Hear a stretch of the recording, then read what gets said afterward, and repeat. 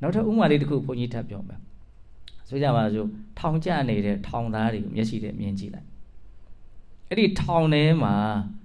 အဆင်ပြေတာရှိတယ်အဆင်မပြေတာလည်းရှိတယ်ထောင်သားအချင်းချင်းရှင်းကြည့်ရင်သူ့ထက်သူကပိုအဆင်ပြေတယ်သူ့ထက်သူကပိုပြီးတော့အဆင်မပြေဘူးဆိုတာရှိနိုင်တယ်ဟုတ်တယ်မဟုတ်လားဒါပေမဲ့ပြင်ပမှာလွတ်လပ်နေတဲ့လူနဲ့ရှင်လိုက်ရင်ထောင်ထဲမှာအဆင်ပြေတာကြိုက်เสียလား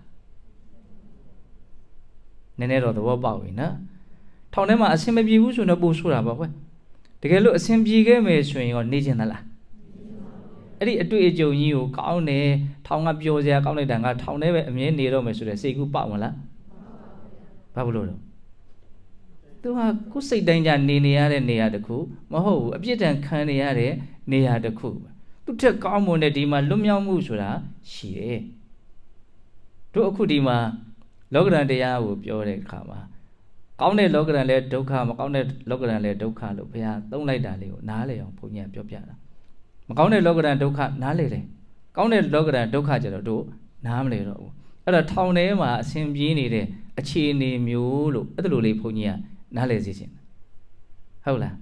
အဲ့တော့အတွေ့အကြုံမှန်သမျှသည်အမှန်တရားကြီး၃ချက်ဖြစ်နေတယ်လို့မြင်ရမယ်အနိစ္စဒုက္ခနောက်တစ်ခုကဘာတော့ဝိပရိနာမမမေ့နဲ့နော်ဒီစကလုံး၃လုံးကအမြဲတမ်းအတွေ့အကြုံတွေရဲ့အပေါ်မှာဒီစကလုံးလေး၃လုံးသုံးပြီးတော့တို့ရဲ့နားလည်မှုကိုမြင်မအောင်မြင်ရမယ်ဒါအဓိကလောကဓာတ်ကိုရင်ဆိုင်တဲ့နေရာမှာကောင်းမွန်သွားစေမဲ့အဓိကနိလန်ဒါပဲ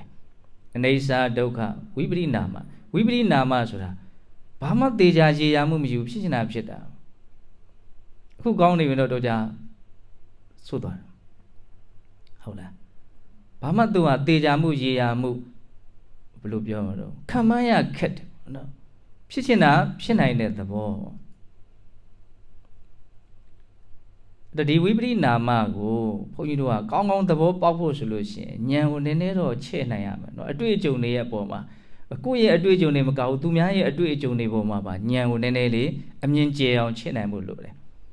ခုတစ်မျိုးတော့ကြတစ်မျိုးဖြစ်ချင်တယ်လို့ကိုဖြစ်တာခုကောင်းနေပြီမလို့အာရကျင်တဲ့ခွင့်သူကကြာပေးခြင်းမှပေးမယ်ပေါ့နော်ခဏလေးနဲ့ဒုက္ခအကြီးကျယ်ရောက်ချင်လည်းရောက်သွားမယ်ဒီကောင်းတဲ့အခြေအနေတရားမှာအမြဲထာဝရကြီးတီးနေတဲ့သဘောတဘာဝမျိုးမဟုတ်ဘူးအချိန်မီဆိုးသွားနိုင်တဲ့သဘောကြီးရှိနေတယ်ဖောက်လွဲဖောက်ပြန်ဖြစ်တဲ့သဘောလို့ဘာသာပြန်တယ်ဝိပရိနာမဟုတ်လားဖောက်ပြန်တယ်အဲ့တော့လောကဓာတ်တရားတွေရဲ့အပေါ်မှာညံမဲ့သူတွေရတာပဲဖြစ်ဖြစ်မရတာပဲဖြစ်ဖြစ်ကောင်းတာပဲဖြစ်ဖြစ်ဆိုးတာပဲဖြစ်တွေ့လာပြီကြုံလာပြီဆိုရင်ဒီအတွေ့အကြုံတွေဟာအနိစ္စဒုက္ခဝိပရိနာမဖြစ်တယ်လို့သူကမှန်မှန်ကန်ကန်မသိဘူးတကယ်တမ်းကအတွေ့အကြုံတွေရဲ့သဘောတဘာဝအဲ့ဒီ၃ချက်ပဲအဲ့ဒါလက်ခံရလားအဲ့ဒါကိုအရင်နားလည်အောင်လုပ်ရမယ်နော်နားလည်ရင်နားလည်သလောက်လက်ခံထားမယ်ဟုတ်ပြီအဲ့ဒါလို့ညံမဲ့တဲ့သူဟာဒီအမှန်တရားကိုသူသိသလားမသိတဲ့အခါကျတော့ဘာဆက်ဖြစ်မှာတော့